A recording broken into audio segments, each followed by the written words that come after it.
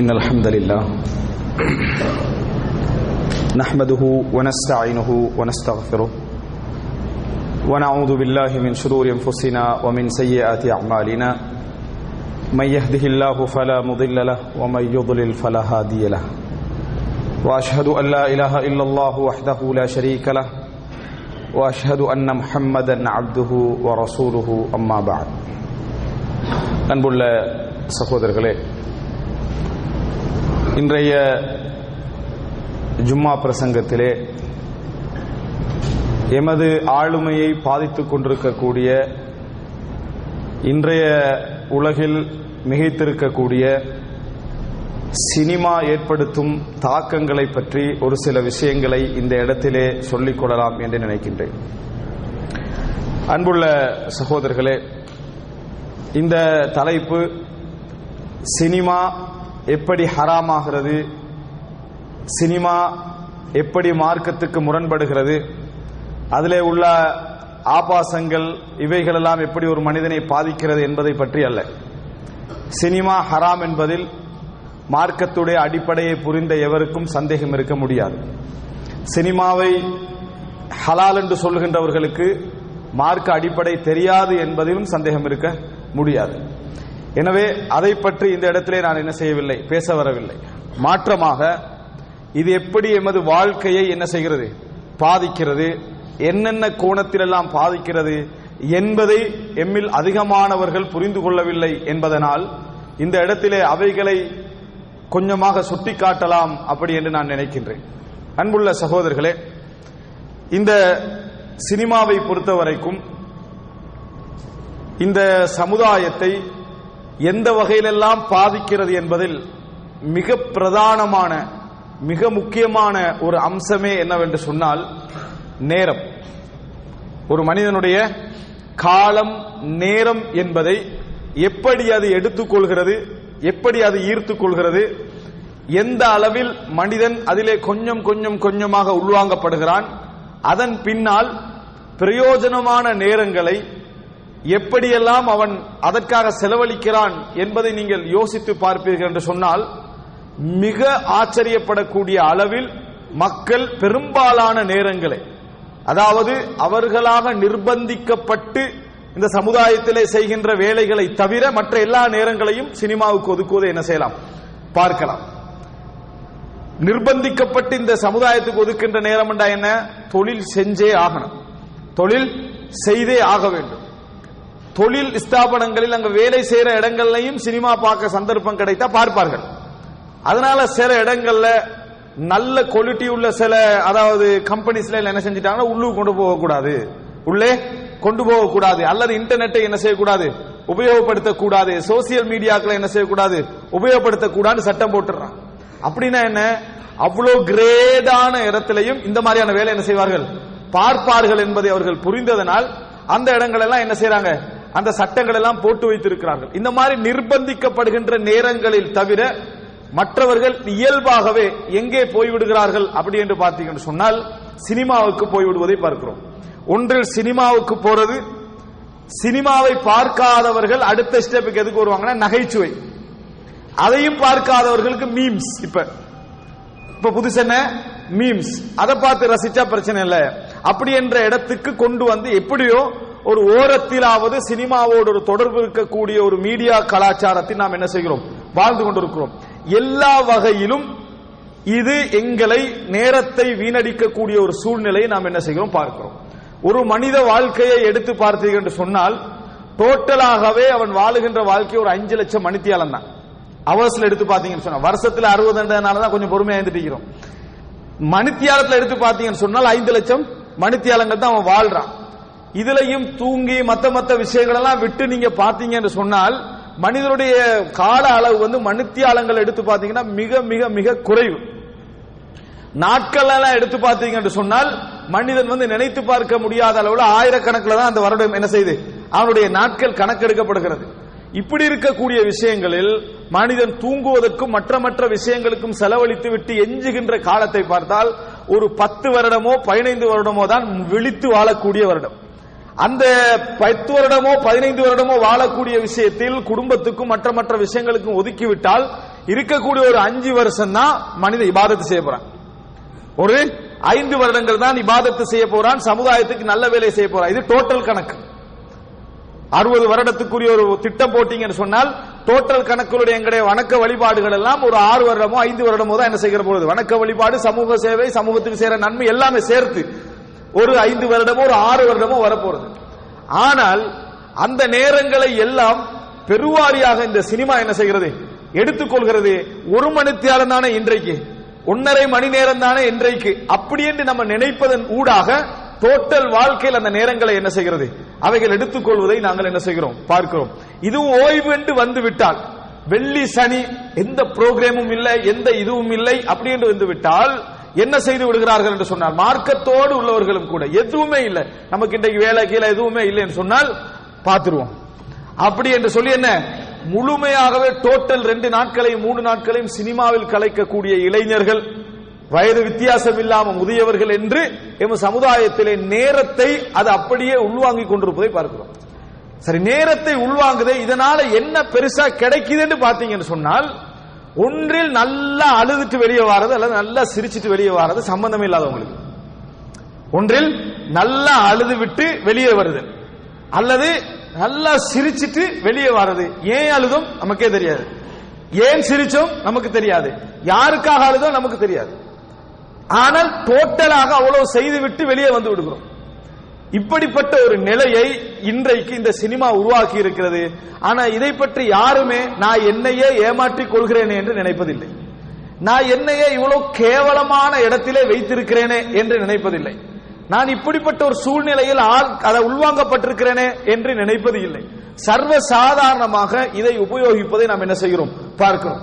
அப்ப அன்புள்ள சகோதரர்களே, நாங்கள் பார்க்கிறோம் ஆரம்பகால அறிஞர்கள், உங்களில் ஒருவர் சொத்து பொருளாதார விஷயத்தில் எப்படி ஒரு கஞ்சத்தனம் இருக்குமோ அதைவிட பன்மடங்கு நேரத்திலே கஞ்சத்தனம் உடையவர்களாக அவர்கள் இருந்தார்கள்.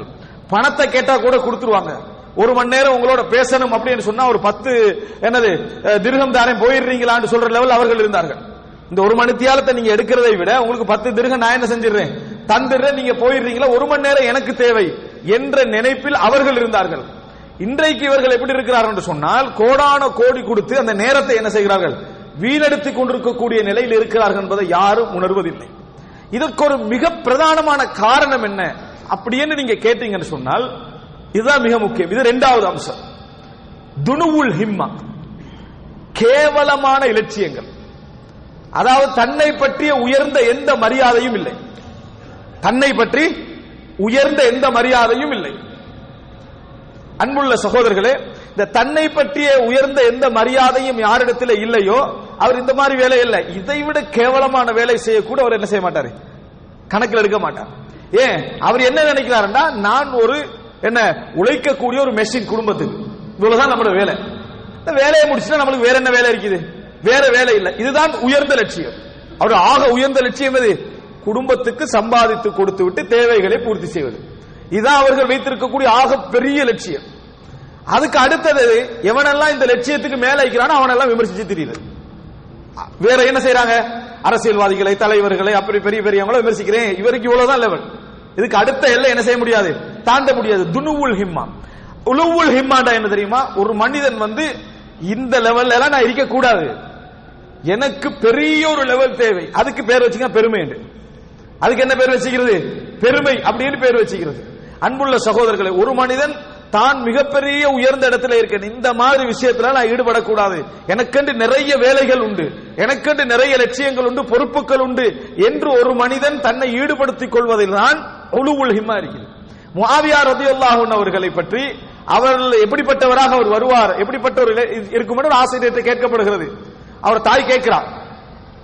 கேட்ட நேரத்தில் சொல்றாங்க, அவரோட சமுதாயத்துக்கு தலைவராக வருவாரு, யசூது கௌமஹு, அவருடைய சமுதாயத்துக்கு தலைவராக வரும். இப்படி நமது பிள்ளையை பத்தி சொல்லப்படுதுன்னு வைங்க, உங்களோட பிள்ளை எப்படி வருவாரு, ஊருக்கு தலைவராக வருவாருன்னா நம்ம மிச்சம் சந்தோஷப்பட்டுருவோம். ஏன், ஊருக்கு தலைவராக, ஸ்கூலுக்கு தலைவராக வருவானே டவுட்ல இருந்து ஊருக்கே தலைவராக வரானா போதும். ஏன்னா நம்ம எப்பயும் கேவலமான அந்த கீழ்நிலை சிந்தனையில தான் லட்சியத்தை ஆக பெரிய லட்சியமா வச்சிருக்கோம். கீழ்நிலை சிந்தனை தான் எங்களோட உயர்ந்த லட்சியம். எது உயர்ந்த லட்சியம், +2 பாஸ் ஆயிரும் தான் நம்மளோட உயர்ந்த, ஆக உயர்ந்த உலக வாழ்க்கையில் உள்ள ஆக உயர்ந்த லட்சியம் எது, +2 பாஸ், அதாவது காலேஜ் முடிச்சிடணும், ரைட், முடிஞ்சாச்சு. வாழ்க்கையில் அவர் என்ன உயர்ந்த இடத்துக்கு வந்துட்டார். என்ன இவருடைய லெவல். முஆவியாரோட தாய் என்ன சொல்றாங்கன்னா, ஹாப முஆவியா வ ஹஸிர் இல்லம் யசுத் இல்லா கௌமஹு. வணங்கிட்டா அவரது, அதாவது அவருடைய லம் யசுத் இல்லா கௌமஹு, அவருடைய சமுதாயத்தை மட்டும்தான் அவர் தலைவராக வருவார், சமுதாயத்துக்கு மட்டும்தான் தலைவராக வருவார் என்றா முஆவியாட வாழ்க்கை நஷ்டமடைந்து விட்டது அப்படின்னு சொன்னார். யாரு? தாய். சமுதாயத்துக்கு மட்டும்தான் தலைவராக வாரா, அவருடைய ஊருக்கு மட்டும்தான் அவர் தலைவராக வாராருன்னா அவரோட வாழ்க்கையை என்ன செஞ்சாச்சு, நாசமா போயிட்டு அர்த்தம் அப்படின்றாங்க. அப்புறம் தாயோட லட்சியம் என்ன? ஊருக்கு தலைவராக வாரதெல்லாம் ஒரு சின்ன லட்சியம், உலகத்துக்கே அவர் என்ன செய்யணும், தலைவராக வரணும், அதான் பெரிய லட்சியம். அப்படிப்பட்ட ஒரு தாய் தந்தையால தான் பிள்ளைகளுக்கு என்ன செய்ய முடியும், ஒரு பெரிய லட்சியத்தை வளர்க்க முடியும். சொல்ல போனா லட்சியங்கள் பெரிய லெவல்ல கொடுக்கிறதாக இவங்க என்ன நினைச்சிருக்கிறாங்கன்னா டாக்டர் ஆகிறது, அதான் ஆக பெரிய லட்சியம். அதான் வைத்துக் கொண்டிருக்கிறார்களே தவிர, அதாவது இன்கம்மை வைத்து ஒரு லட்சியத்தை வைத்துக் கொண்டிருக்கிறார்களே தவிர, எப்படிப்பட்ட விஷயங்களை எங்களுடைய உள்ளத்துல நம்ம வைத்திருக்கிறோம் என்பதற்கு நாங்களே எங்களுக்கு ஆதாரம். எங்களை பற்றி நம்ம என்ன நினைக்கிறோம் என்றது, நம்ம என்ன பெருசா செய்ய போறோம், நிறைய பற்றி கேட்டு பாருங்க, நம்ம என்ன செஞ்சிட போறோம், இப்பதான் 50 முடிஞ்சது, இப்படின்னு 20 முடிஞ்சதுன்னு சொல்லிக்கிறான். 20 முடிஞ்சது எப்ப என்றான், அதுல இருந்து 50 முடிஞ்சது வரைக்கும் நான் என்ன செஞ்சிட போறேன், நான் என்ன செய்திட போறேன் என்று சொல்லிக் கொண்டிருக்கிறார்களே தவிர, அல்லாஹ் ரசூல் ஸல்லல்லாஹு அலைஹி வஸல்லம் சொன்னார்களே, அதாவது அல்லாஹ் தஆலா சொல்லுவான், அன இந்த வன்னி அப்தி, என் அடியான் என்னை பற்றி என்ன நினைக்கிறானோ அப்படித்தான் அவனோட என்ன செய்வேன், நடந்து கொள்வேன். உனக்கு எனக்கு இறைவன் இவ்வளவுதான் தருவான் நினைச்சா அதுக்கு ஏத்த மாதிரியே சூழல் அல்லாஹ் என்ன செய்வான், உனக்கு தருவான். எனவே அன்புள்ள சகோதரர்களே, இந்த துனுவுல் ஹிம்மா, உயர்ந்த லட்சியத்தில் ஏற்படக்கூடிய இந்த குறைபாடு தான் நம்ம எல்லாம் இந்த மாதிரி வேலைகளில் ஈடுபடுவதற்கான மிக முக்கியமான காரணம்.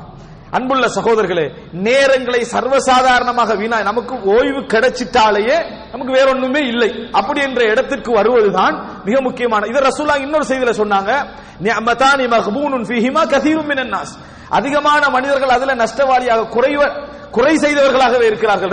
ரெண்டு நியாமத்துகள், ஒன்று என்ன, ஆரோக்கியம், இன்னொன்று ஓய்வு நேரம். ஓய்வு நேரம் கிடைத்தா சிலருக்கு தூங்குறதை தவிர வேறு வேலை நம்ம வேற என்னதான் நம்ம செய்ய அப்படின்னு நினைத்து கொண்டு முடிந்த அளவுக்கு வாட்ஸ்அப் என்ன செய்யறது, பாக்குற வேற மெசேஜ் ஏதாவது வராதாண்டு, சரியா, எதுவுமே இல்லை என்று சொன்னால் பழைய கேலரியை பார்த்துட்டு இருக்கிறது, அதுவும் இல்லை என்று சொன்னா தூங்கிறது. இதுதான் ஆக உயர்ந்த லட்சியமாக நினைத்துக் கொண்டிருக்கிறார்கள். எனவே சினிமா இயல்பாக வந்து நுழைவதற்கு இதை வர ஒரு வேறு வழி, அதாவது தேவையில்லை. அந்த அளவில் நமது லட்சியங்கள் இருந்து கொண்டிருக்கின்றன. எனவே அன்புள்ள சகோதரர்களே, நாங்கள் தான் பழகிவிட்டோம், அதிலிருந்து தவிர்க்க நம்ம முயற்சி எடுக்க வேண்டும். நமது குழந்தைகளையும் அதே வழியில் நம்ம வளர்த்தமனைப்பட்டிருக்கும். இது போன்ற லட்சியங்கள், இது போன்ற சூழல்களில் நாம் வளர்த்து கொண்டிருந்தால், சினிமா போன்ற கலாச்சாரங்களில் வளர்த்து கொண்டிருந்தால், அது அவர்களது உயர்ந்த லட்சியத்தை முதலா பாதிக்க. ஹராம் கூடாது என்பது மார்க்கம் சொல்லக்கூடிய விஷயம். இன்னும் நீங்க யோசிச்சீங்கன்னு சொன்னால், உங்கள் உலகத்தில் நேரத்தை எடுக்கிறது உங்களது உயர்தரமற்ற லட்சியத்தை அதை என்ன செய்கிறது, காட்டுகிறது என்பதை நாங்கள் புரிந்து கொள்ள வேண்டும். அன்புள்ள சகோதரர்களே, மூன்றாவது ஒரு விஷயம், சினிமாவை பொறுத்தவரைக்கும் மிகப்பெரிய மூலதனம் இந்த சமுதாயத்தில், சினிமா வைக்கக்கூடிய மிகப்பெரிய மூலதனம் என்ன தெரியுமா, ரசனை. அவர்களுடைய இன்வெஸ்ட்மெண்ட் என்ன, உங்களது ரசனை தான். நமக்கு விளங்காத ஒரு விஷயம் என்ன தெரியுமா, ரசனை என்றால் என்ன என்றது நமக்கு விளங்காத விஷயம் என்ன, ரசனை என்றால் என்ன என்று நம்ம விளங்காத விஷயம். உலகத்திலே அன்புள்ள சகோதரர்களை புரிந்து கொள்ளுங்கள், மனிதன் நிஜமாக சந்தோஷப்படுவதை விட ரசனையில் சந்தோஷப்படுவதுதான் அதிகம். இது உளவியல். விரும்பியோ விரும்பாமலோ நீங்க யோசிச்சு பாத்தீங்கன்னு சொன்னால், நீங்க விரும்பிய ஒரு லட்சியம் மிக்க ஒரு நாடு, நம்ம அமெரிக்காவுக்கு போகணும் என்று ஒருவர் அமெரிக்கா போயிட்டு வராரு, வந்தவரை நீங்க வீட்டுல போட்டு கதவை பூட்டி வச்சிருக்கீங்க, போனத்தை பத்தி யார்கிட்டையும் ஒரு செய்தியும் சொல்லக்கூடாது அப்படின்னு அவருக்கு ஒரு சட்டம் போட்டுறீங்க. நீங்க நினைக்கிறீங்களா அவர் அமெரிக்காவுக்கு எங்கேயோ போயிட்டு வந்த சந்தோஷத்தை அவர் அனுபவிப்பாரு? அனுபவிக்க மாட்டார், அவரால் அனுபவிக்க முடியாது. அதை 4 பேர்த்த சொன்னால்தான் அவர் போனதுக்குரிய அந்த சந்தோஷமே என்ன செய்யும், அவருக்கு கிடைக்கும். 4 பேருக்கு காட்டினால்தான் போனதுக்குரிய சந்தோஷமே கிடைக்கும். அப்படி காட்டுற நேரத்தில் கூட பக்கத்தில் உள்ளவர் இப்படி பேசாம உட்கார்ந்து இருந்தாருவீங்களே, நான் இப்படி ஒரு லாஸ் ஏஞ்சலுக்கு போனேன் அப்படின்னு சொல்ற நேரத்தில் அப்படி அதுக்கு போறவங்க கேட்டுட்டு இருந்தாருவீங்களே, அவருக்கு பக்கத்துல உட்கார மாட்டான். ஏன், கொஞ்சமாவது ரசிக்கிறானா, நான் என்ன சொல்றேன்றத கொஞ்சமாவது ரசிக்கிறானா. மனிதனுடைய மிக உச்சகட்ட விருப்பம் தெரியுமா, ரசனை. அதனாலதான் அரபுல ஒரு காயிதா சொல்வார்கள், கத்ரத்துல் மிசாஸ் துஃப்கிதுல் இஹ்சாஸ். அதிகமான தொடர்பு உணர்வை இழக்க செய்யும். அதிகமான தொடர்பு உணர்வை இழக்க செய்யும். பார்க்க முன்னால ஆகோ ஓகோன்னு நினைப்போம், பழகின பின்னால இவ்வளவுதானான்னு நினைப்போம். இதான் இயல்பு. இது அவருடைய பிரச்சனை அல்ல, ரசனையுடைய பிரச்சனை. எதனுடைய பிரச்சனை? ரசனையுடைய பிரச்சனை. ஒரு எழுத்தாளரை, ஒரு ஆய்வாளரை, ஒரு பேச்சாளரை, ஒரு பெரியவரை பார்க்காமலே இருந்துட்டு போறது என்னது? மிக ரசனையை வளர்க்கும். பார்த்து பழகிவிட்டோம் என்று சொன்னால் இவ்வளவுதான இடத்துக்கு என்ன செஞ்சிடும், வந்துடும். அதை அழகாக சொல்வார்கள். இது போன்றுதான் இந்த ரசனை என்ற பகுதி இருக்கிறதே, இந்த ரசனை என்ற பகுதி எப்பொழுதும் என்ன செய்யும்? மனிதனை உயிர்ப்பித்துக் கொண்டே இருக்கும். மனிதன் நிஜத்தில் வாழ்வதை விட ரசனையில் வாழ்வதுதான் அதிகம். அதனாலதான் எவனும் செய்யற தொழில நிம்மதியா இல்லை. ஏன்? அடுத்த தொழில ரசனையோட இருந்துட்டிப்பான். அதுக்கு மட்டும் நம்ம இருந்திருக்க, இதுல ஃபெயில் ஆகாம இருந்திருக்க, அங்க போயிருக்க, இந்த காலேஜ் முடிச்சிருக்க, நம்ம எங்கேயோ போயிருப்போம், இன்னொரு ரசனையில தான் இருந்துட்டு இருப்பானே தவிர அல்லாஹ் உன்ட கொடுத்தானே அதுல இருக்கவே மாட்டான். உனக்கு அல்லாஹ் என்ன தந்திருக்கிறான் நினைக்க மாட்டான்.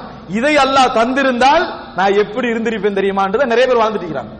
அல்லாஹ் இப்போ ஒன்று தந்திருந்தானே அது இல்ல, இதை எனக்கு இறைவன் தந்திருந்தால், அதான் இன்னொருத்தனுக்கு கொடுத்தது, அதை நமக்கு தந்திருந்தா நான் எங்கேயோ போயிருப்பேன். அவன் என்ன நினைக்கிறான்டா, இது இல்லாம இருந்தா நல்லா இருந்திருக்கும் அவன் நினைச்சுக்கிட்டு. இப்படித்தான் நிறைய பேருடைய நிலைமை முன்னால் உள்ளவனை பற்றிய சிந்தனையில் என்ன செய்கிறது? இருந்து கொண்டிருக்கிறது, கற்பனையில போய் கொண்டிருக்கிறது. இந்த ரசனை தான் சினிமாவுடைய மிகப்பெரிய மூலதனம். அதாவது உலகத்துல உங்களுக்கு எதெல்லாம் செய்ய முடியாதோ, எதெல்லாம் செய்ய நினைக்கிறீங்களோ அதையெல்லாம் செஞ்சு காட்டிடுவான்.